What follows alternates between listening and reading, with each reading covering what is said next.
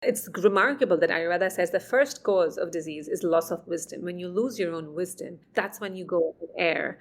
And information, takes you away from wisdom. It's all outside. Insight is within. And again, perimenopause is like, when I work with women, we go through the understanding of what is the climate shift happening in my body when you go through perimenopause and menopause. And then just by that, their comprehension of this phase changes. And I think that's what we need to do, is continue to understand our body and its phases in a more holistic manner.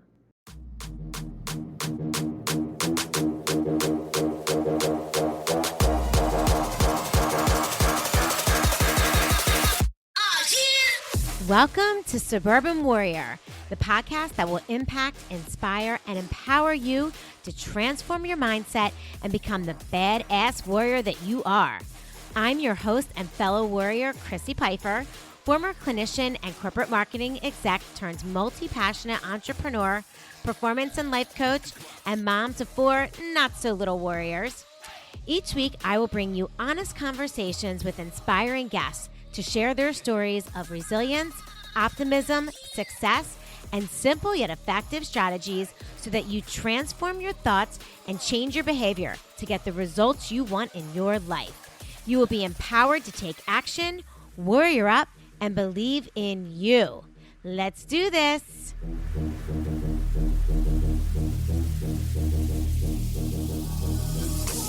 What's up, warriors? Welcome back to another episode of the Suburban Warrior Podcast. I'm your host, Chrissy Pfeiffer, and I am back this week with another amazing suburban warrior here to share her story with you. And I'm so excited to get into the podcast. But first, let me just let you know that today is the day that we just launched our free menopausal roadmap from pause to power. This is an amazing resource guide. It has everything that you need to know. It's all the information that I didn't have over the last 10 to 12 years that I wish I had all in one place for you. So please, guys, check it out. You can get it at suburbanwarriorpodcast.com. It is a free download, and you can also get it on my socials in the link tree. Just look for roadmap, and you will be able to download it for free. So let's get into the episode today. I'm so excited to talk to my guest, Nidhi Pandya. Nidhi is an Ayurvedic doctor based in New York City and the creator of the Inner Climate Framework, a groundbreaking approach to health that merges ancient wisdom with modern science and represents the essence of her 15 years of dedicated practice and deep understanding of Ayurvedic principles. She is also a meditation and breathwork teacher. Raised in India, Nidhi was immersed in Vedic wisdom from birth, drawing inspiration from her grandfather, a respected Ayurvedic healer. Her journey led to 5+ years of formal education in classical Ayurveda and Shubham Ayurveda, as Nidhi soon realized the limitations of a strictly prescriptive approach to health. This insight spurred her to reinterpret Ayurveda through a transformative lens, making ancient knowledge accessible and relevant in today's world. An international teacher, coach, and speaker, Nidhi contributes to various publications and serves as a faculty member at the Shakti School.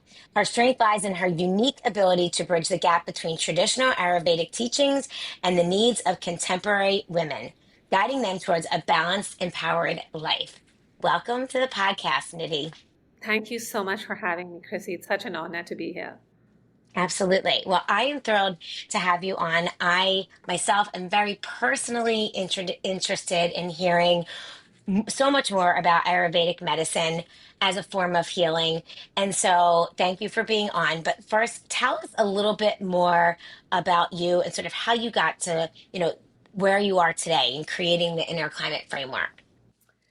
So, Chrissy, I would say that my journey with Ayurveda started at birth because I was just born into a family where my grandfather was an Ayurvedic healer. But it was a large family of 14 people. I grew up in a large joint family. And what this meant was that with the head of the family being an Ayurvedic healer, Ayurveda was passed on to me like a first language. So the science of Ayurveda is basically the science that understands the patterns and rhythms of human life and how it connects to the universe. So how we eat, how we heal from diseases, how we give birth to children, how we age, all of that, like very, very precisely. It understands as we go through these various phases of human life and as we interact with the universe, right? So now imagine like my family, 7 children, my grandfather, all these 6 adults. And I basically saw all of this happening in front of me. I saw life at its best, like the phases of life and how people interact with the world around them. But also my grandfather, right? Ayurveda was taught to us as a first language, which I mean, when I say that, what I mean is that nothing was taught as a dogma or a prescription, but simple things like my mom telling me, hey, come back from the playground once you see bats weaving through the sky. Now that told me that, hey, oh, look, these animals come out at night and they're flying out at night while we function in the day. So right there I understood something about circadian rhythm. Or Yeah. or if I was told that, hey, are you sure you want to eat cheese when you're sick? Is that going to be easy to digest? Now that told me that, hey, when I am sick, if I have a fever, my digestion is probably not its best, and probably cheese is heavy. If I'm being offered a rice broth, and then probably cheese is heavy. So I kind of made all of these connections before I knew them. Also, bio individuality was passed on to us. Like my grandfather told, we were so many children in the family, and my grandfather would say, hey, for example, to one of my cousins, that when you go out in the sun, you should be extra careful and drink coconut water. And here I saw this young girl, my cousin, with all red cheeks in the sun, extremely agitated. So I understood that her body was different from mine. So many of these concepts were passed on to me, and I have been lifelong curious about what makes people sick and what makes people tick in their minds as well as their bodies. I have gone deep dive into psychology as well, and Vedic psychology. And then it was only natural for me to get an education, a formal education in Ayurveda. Nothing else made sense, right? And when I did that, honestly, Chrissy, and I went into the world of Ayurvedic practice, you fall into the system because you get out of a system. And in the system, Right. I realized that Ayurveda was being practiced very academically, very prescriptively. It was very much like allopathic medicine, just the difference was like, instead of giving you like an RX prescription, now I'm going to give you herbs to take, but you're still not going to know what happened in your body. And I didn't, Right. like, I felt very unfulfilled. I mean, my office was full. My appointments were back to back, but I just did feel great about it. I'm like, I came to this science because it was so rich and it connected me to the world. And here I am working with these women, disconnecting them from their own bodies and understanding, because I'm just giving them prescriptions. Too much Yeah. information, no wisdom. So we had to go back to the wisdom. And so I have created methods in my practice, and including my book is all about that. Your body already knows. All the programs I run are about how do we create a framework to go tap back into that intelligence that we possess. Every species carries that. Like bats would not come out in the day, for example. Deer will graze on that same patchy land of grass every single morning without being like, oh my God, I got to set my alarm for 6 a.m. because I have to go and eat grass again. That's not how it works, right? Right. Nocturnal mammals work, and nursing mammals, eat more galactico plants and reject their favorite foods otherwise. And animals that are wounded on their skin know exactly what soil to roll their bodies in. How did we forget as the most intelligent species? Yeah. Right. So basically, my work is a journey back to that, but not in a woo-woo manner, in a very specific, I give people a very specific framework to work with this. Yeah. I mean, it is really crazy when you stop to think about it in that way, just how far we have come from those natural rhythms of life that we are sort of meant to follow. I mean, you mentioned circadian rhythm as one of them, but, we have really, as a species, have just grazed so far away from living in that way. And it's truly making us all very sick. Basically, right? I mean, that's Yeah. exactly what is happening, is because we've forgotten how we're supposed to be living. Our Right. intellect has taken over our instincts. So our intellect is great, right? It's made us who we are, the smartest, most intelligent species on the planet, but without an instinct. Yeah, yeah, absolutely. So tell us a little bit more about, for those people that aren't aware of what Ayurvedic medicine is. Like I know you mentioned it a little bit. It's like, it's connecting to the universe. It's a whole. Can you Yeah. go a little bit deeper, maybe explain what Please, it I would is? love to. Yeah. So anybody who's listening to this, if you've heard of turmeric, you've heard of ashwagandha, you've heard of oil pulling, you've heard of dry brushing, you've heard of tongue scraping, you've heard of a bullet coffee, all comes from Ayurveda. So Ayurveda literally Okay. translates into the science of life. Ayu means life, and Veda means science. So it's the science of life, often known as the sister science of yoga, because they both come from the larger system of the Vedas, like the oldest knowledge textbooks that are out there on the planet. But being the science Wow. being the science of life, Chrissy, the scope is so vast, right? Everything from treatment and prevention of disease to lifestyle to nutrition to exercise to childcare to fertility to longevity to, you name it. If it has, even social conduct, if it has to do with human life, Ayurveda has it covered. I definitely want to say, like, I have had a traditional classical education in Ayurveda, which means I have learned from the Sanskrit texts. Like, my textbooks were the original sources. That's what I've learned. And I will say that it is the most, there's nothing woo-woo, there's no code. It's Yeah. it's precise to the T. Like, it will, back 5,000 years ago, there were these books written which said a woman will ovulate on the 12th day of her menstrual cycle, if they're 28 days long. So, I mean, that is the level of precision in these textbooks. So it's mind blowing, and how it talks about the circadian rhythms and how it understands the human body and its connection to the world outside. So it is every day I'm in awe of Ayurveda. Yeah. I mean, it's amazing. It sounds like it. Is it similar to maybe like what we know in Western medicine is like functional medicine, where you're looking to get to the root cause of symptoms?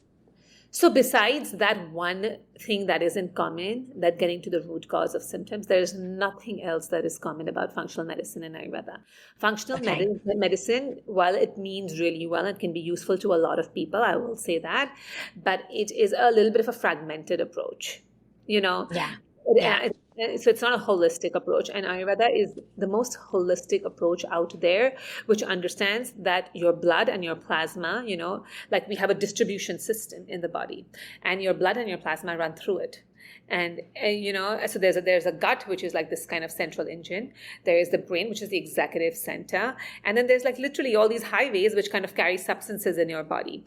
And it is not possible for your body for just one thing to be vitiated, because sooner or later, any imbalance, whether it's your gut, it will get into your blood. It'll change the viscosity of your blood, how, immune system, for example, like how the lymph and plasma show up, and then it's going to go to your body. It's going to circulate around. So, you cannot heal in a fragmented manner. You have to heal in a holistic manner and find the root cause of the problem. Yeah.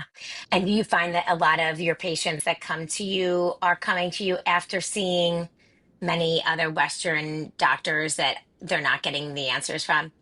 I would say most of my patients, I would say 80% come to me because they have not gotten their answers from other, the conventional medical system. But also, I have a lot of patients who come to me after they've gone to the conventional route of Ayurveda, Chrissy, and they've done Oh, a Panchakarma cleanse, or they've worked prescriptively with people, and they'll all confess, look, we felt better, but we did not understand our bodies and our systems. yeah. So it's very scary to come back and say, like, oh, now I'm not taking my herbs. What if I get sick again? Because I've not understood how the shift was made to begin with. And then you continue to create causes of the disease, right? So you go Yeah. back to the same causes because you've not really understood what happened to begin with. So I've had a lot of those as well. Okay. So tell us in a little bit more detail, sort of how your practice is different from classical Ayurveda medicine. So I strongly focus on teaching the principles of the universe. So it doesn't matter what you come to me for. I'm like, you came to me Okay. for your persistent headaches, but sorry, you're going to have to go back home with better anxiety, better sleep, more regular hormones, and understanding of your body, how your temperament changes, your mindset changes. You're going to have some inner child healing. So I basically, Chrissy, I do a few things, but I work one-on-one, and I work with people in, groups on a 21-day program. But it doesn't matter what you do with me. The one thing everybody has to go through is you go back to understanding how you created these patterns in your mind and your body. And you understand Okay. what these patterns, what climate, I call it the climate shift it created in your body, right? I mean, Yeah. chronic disease, for example, is a massive climate shift. And like, even when we go through phases of life, like perimenopause and menopause, those are climate shifts in our body. And essentially, the climate shift, then the functioning of the landscape changes. Like, you see this in the universe, climate changes, landscape changes. And that's kind of Yeah. what is happening in our bodies. And so I tell people, like, in your mind, in your body, and people are often shocked because they realize that if they're hot and intense and just burnt out in their mind, that's how they're in their body. They see rash, they see sensitivity to the sun, they see acidity, they see the same low grade inflammation, they see the same symptoms. Now they realize that they have a climate, and they realize that the climate has deviated. So our journey is to first like create acceptance and forgiveness for that. Even if it's a brief process, we definitely do that. And we say, now I know better. And I can undo all of this that I got myself to. Then we create a toolkit. I help people to create a toolkit. So we do a lot of internal work, which means that now when you're trying to change habits, you're trying to live differently, and you come head on with that, old coping mechanism, staying up till 2 a.m. to watch Netflix, eating that extra bag of chips. What are you going to do in those moments? So everybody needs a toolkit. Yeah. And then as we go forward, Chrissy, now but they, because they've learned about this climate and they've learned about the optimum climate, they know how to make their own decisions. So any one of my clients, right? I don't even give herbs for the first, I would say, a month or two to anybody. But what I want them to do is by understanding their own climate and understanding what the optimum is, they're able to make their own decisions. My best case scenario is when you stop working with me after 6 months, one-on-one, I do 4 to 6 months. When you stop working with me and there's a brand new food out there in the world, like they just made something new, you will be able to use this new lens that I've given you, and you'll be able to assess for yourself if this is going to work for you or not. So you have to stop outsourcing your health to experts. You want to become Yeah. an expert because we all know about our bodies. I mean, little baby animals and calves know how to do this. We absolutely can. So that's how my approach is different. It's a very go to the root cause of all of this, create tools and mechanisms, understand the framework, come back, understand your climate, come back, find the gap, come back to the optimum climate, and then be liberated. Yeah. Oh my gosh, be liberated. That's amazing. That's what everybody wants.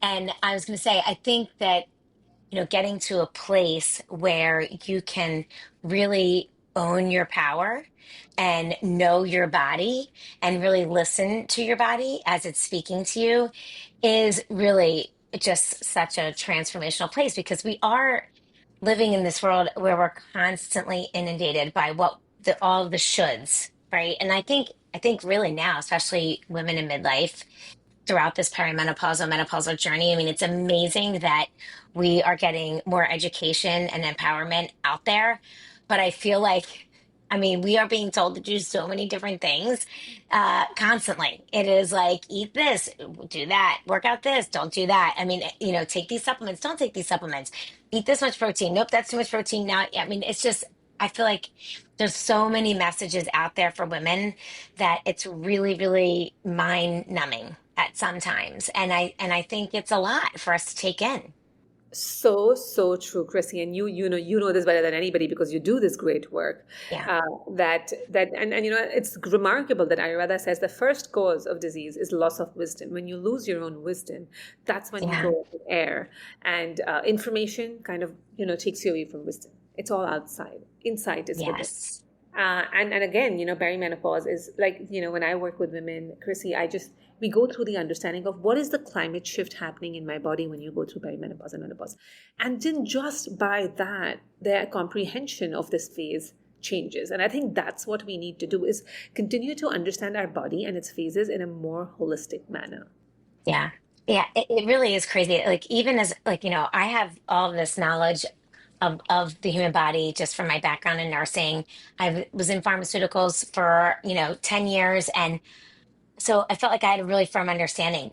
But as I went through this transition of perimenopause and menopause, and I learned so much more about my body, and really just tapping into, like you said, an inner wisdom, because of, again, like what I do and what I've learned.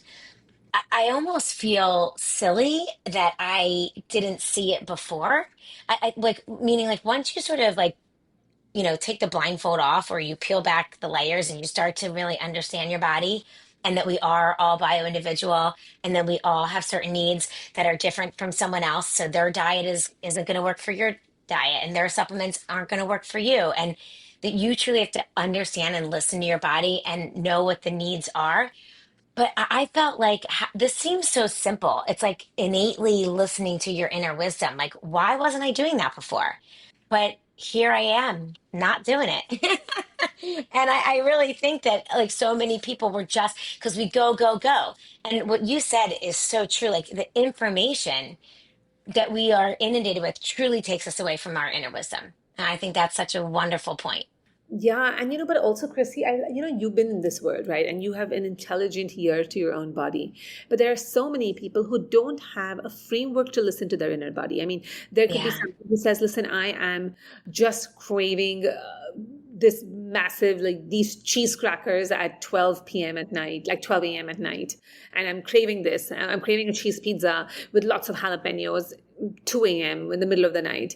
Yeah. And they think that's a message their body is giving in, but it's not, because they cannot understand that they're in a state of inequilibrium and they probably have high stress, and that high stress is causing them to believe, because their cortisol is high, that the ghrelin is high, and it's keeping them to believe that they're hungry when they're actually just anxious. So they think, oh, but this is what my body is asking for. So I do realize that people need a framework to start listening to their bodies, because we're so far, right, Chrissy? You started by saying we're so far away from where we need to be. We don't even know what equilibrium feels like. So we need to know that our intuition only talks to us when we're in equilibrium.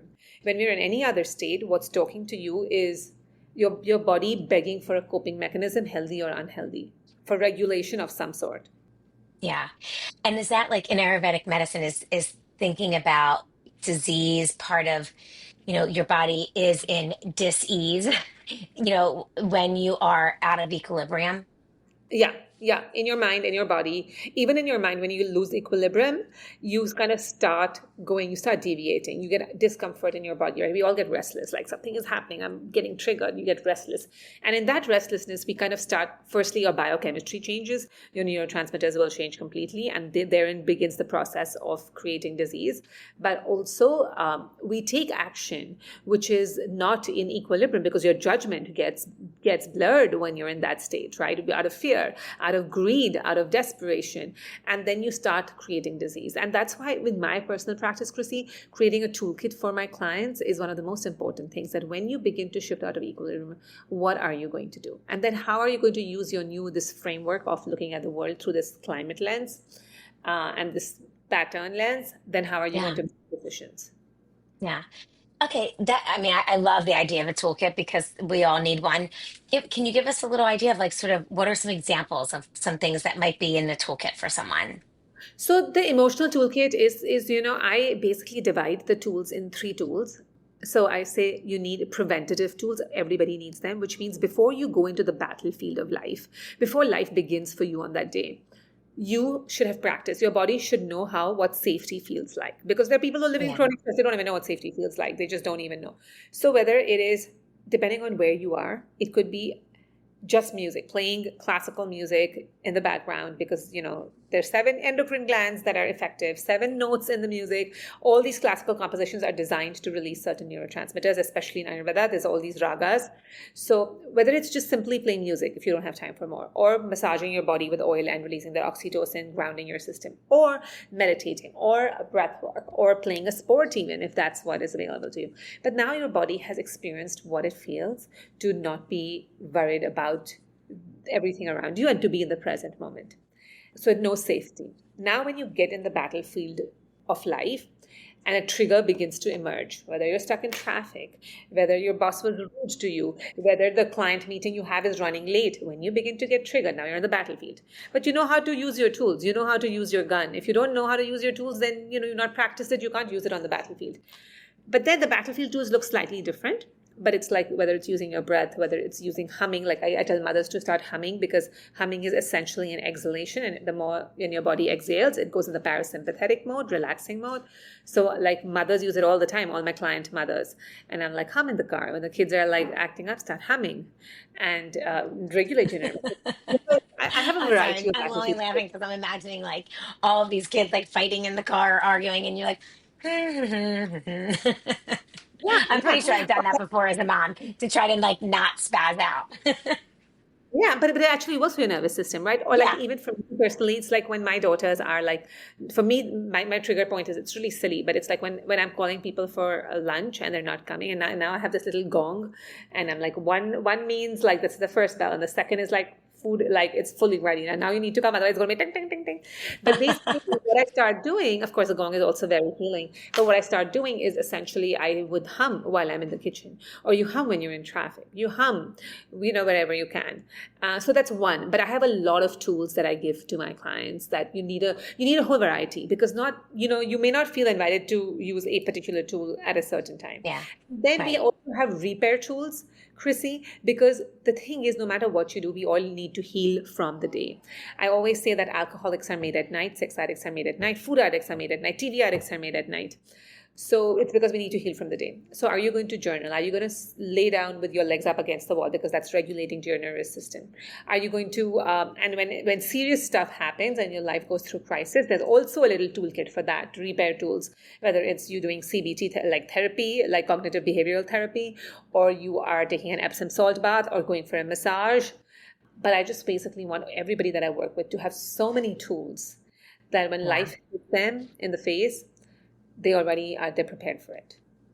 Yeah. I love that. I love prevention, Battlefield. well, battlefield, prevention, battlefield, and repair. I mean, that just sets up your day perfectly if you have the tools to sort of get through each phase of that. That's amazing.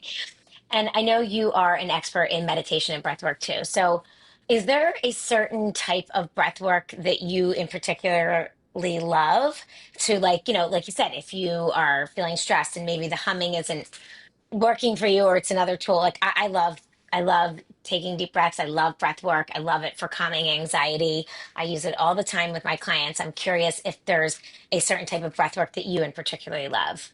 Yeah, I love resonance breath. I think we're understanding breath in a more nuanced manner in the West. And the Vedic, I mean, if you look at the Vedas and the yogic wisdom, I mean, they understood the breath like brilliantly. So there's a couple Yeah. of breaths that I recommend to everybody. One is the resonance breath, which is not a deep breath, but it's a deep exhale. And sometimes you need to Okay. do a deeper inhale to do a deeper exhale, because every inhale sets your body in the sympathetic. You oxygenate, your cells get excited. And, there's certain neurotransmitters that are released, which will actually throw you in an action mode, energize you, right? But every exhale is a repair for the body. It's parasympathetic. And very often when we're in go, go, go mode, we are actually shortening our exhales. So we're not allowing a full repair. Thus, at the Yeah. end of a really busy day, most of us, like at the end of the busy day, we're like, ah, the body kind Yeah. of wants to exhale, because it's like, give me some repair. So resonance breath, which you can do, I can be talking to you right now, and I could consciously exhale longer from my nostrils, and it's always nasal breathing, always. There's no time, not even during exercise, that I would ever engage in mouth breathing. Just Oh, very, interesting. yeah, Interesting. So always in and out through the nose. always. Okay. There's only one particular, like a tongue twisting shitali breath, like this, which is through the mouth. Everything else is through the nose. So I Okay. would, and it's massive. I mean, today, James Nestor wrote the book called Breath, and he was inspired by this Yes. Vedic breath work that he practiced. And he said, oh my God, like, what is this, right? So, I mean, it's very simple. It's like, just breathe in through your nose and you exhale nicely and long. I like this app called the Breathing app, which is a free app, and it has a gong sound for an inhale and exhale. Mm, Even if you're okay. working, you can just play it in the background, and then you just condition your brain to do longer exhales. So I tell people, when you're working, just play it, become conscious and tell your body, hey, body, I'm trusting you, just exhale according to these gongs. So that's one. The second is alternate nostril breathing, which is you breathe through your left, hold, exhale through your right. Now, the reason why this works is because our right and our left brain is different. Our right and our left body is different. In the whole Vedic understanding, your right side is the sun of your body and the left is the moon side of your body. And your climate, I mean, what's happening to our planet today, because it's global warming. But you know what? Guess what? Global warming is not different from inflammation. We are living the same. We're solarizing our bodies as much as we've solarized to the planet. And the alternate nostril breathing kind of helps you to regulate that sun and moon energy. And like this is quite evident, right? Because our liver is also on the right side, and our liver is that hot organ. And our heart and our spleen are on the left side, which kind of need things to be slightly, like maybe micro temperatures cooler, but also carrying all those fluids in our body. So they're drastically different. And I think Western science is just understanding this, but the yogic wisdom understands this in so much depth. very relieving for anxiety as well, the alternate nostril breath, and for many things, from hormones, for your digestion. But that you cannot do just, you need to use your fingers. But the resonance Yeah. breath, you can just do it in the middle of a conversation. So that's a great battlefield tool. The alternate nostril breath is a great preventative tool. Okay. And when you say alternate nostril, are you holding and inhaling and exhaling through the same nostril and then switching? No.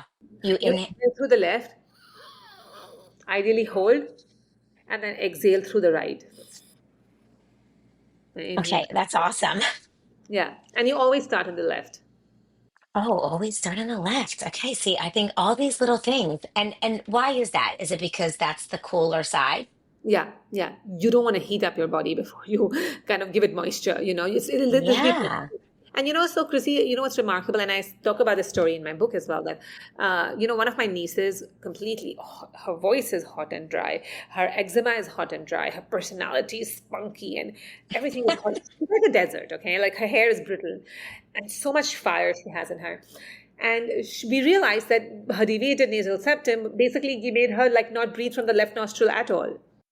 Wow. Oh my gosh. And I see this all the time, by the way, with my clients. When I teach them this, they're like, "Oh my God, Nidhi, you're right." And we'll all breathe at different from when your both nostrils are effectively working. We'll actually, depending on the day, like in the afternoons, we'll all have a more active right because it's the Yeah. sun is at its peak, and in the evenings we'll have a more active left. So it changes cycles normally, but there are people who have this kind of imbalance. They'll notice that one side is very, very dominant through the day. Wow. It's so interesting. All these little idiosyncrasies that we don't know about that exist because of just how our bodies are made to function in on this earth.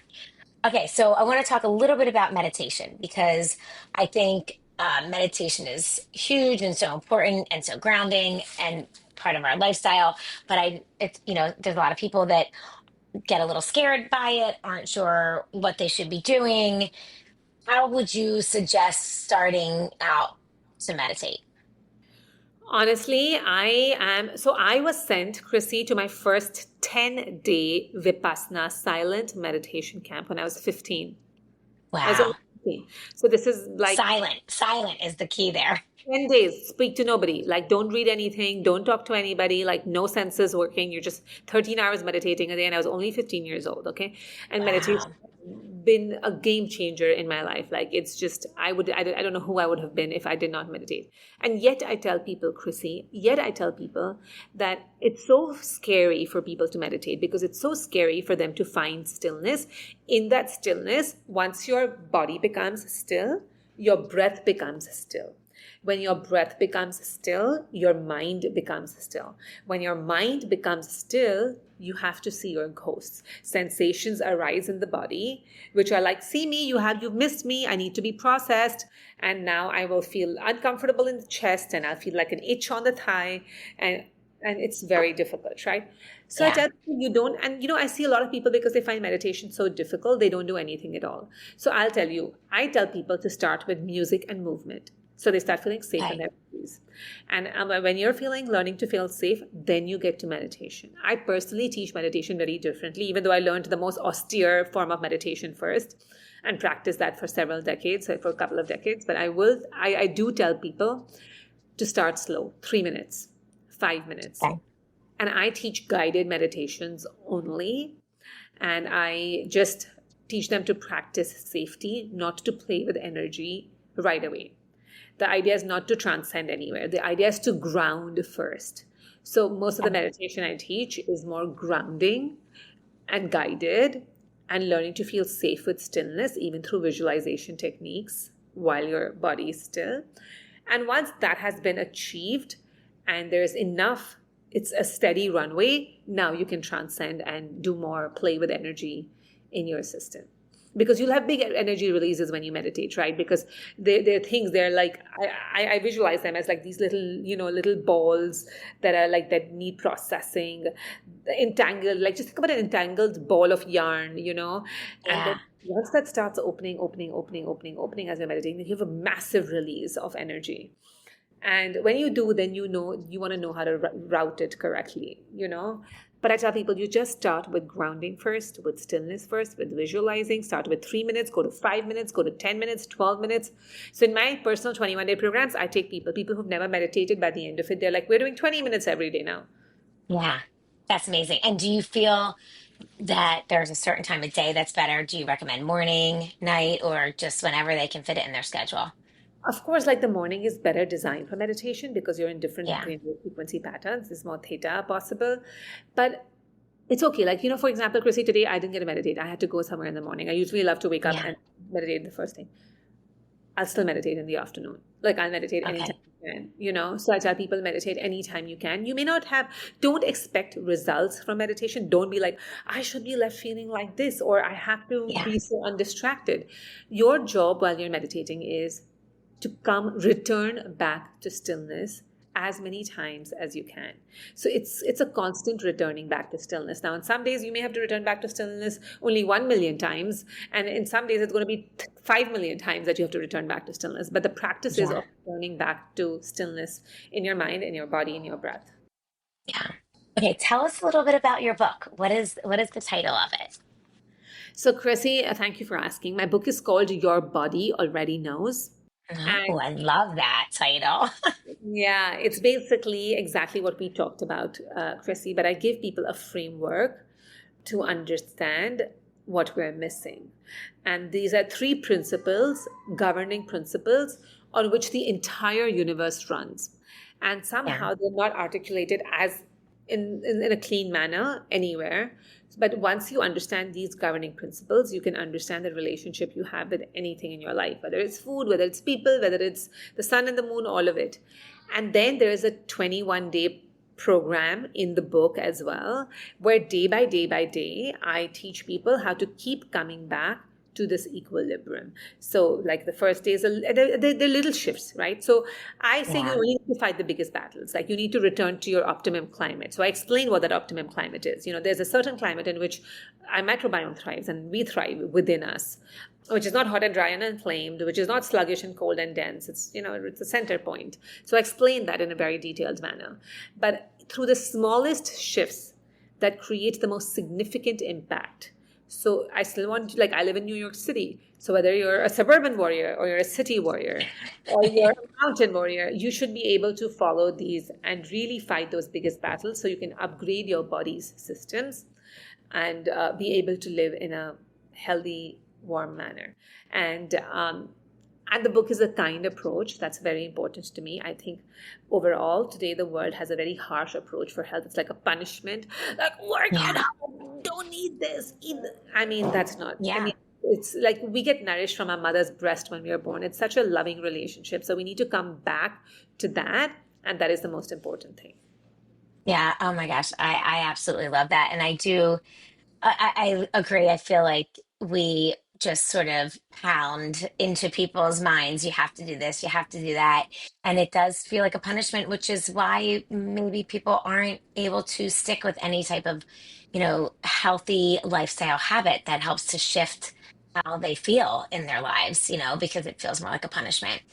Okay, well, tell my listeners, where are they able to find you?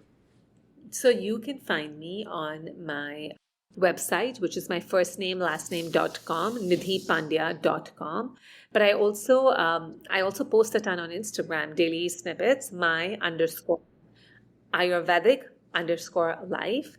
And then you can find my book in on Amazon and in Barnes and Nobles. So other It's bookstores. amazing. But yeah. Well, I am so excited to check out your book because I love the title and I think it sounds like it is full of so much information that really can help us just sort of ground back to ourselves, find space for listening to our true intuitive instincts that are there. And we just need to start tapping in and listening. So I can't wait to read it. And guys, I hope you guys can all check it out as well. We will link everything in the show notes so that you can find Nydia as well. And I just want to thank you so much for coming on the podcast today and for telling us about all of your expertise and sharing it with us because it truly is, you have so much wisdom to share. And especially the most important part is explaining to us that we have such inner wisdom if we can just tap into it. I've really enjoyed the conversation. Thank you so much for having me, Chrissy. Absolutely. And thank you guys for listening. Be sure to tune in next week for another episode of the Suburban Warrior podcast. And you can find me at Suburban Warrior on Instagram, TikTok, and YouTube. And be sure to drop us a comment. Let us know what you think of this episode because we would love to hear from you. And don't forget to click that follow button. We'll talk to you next week.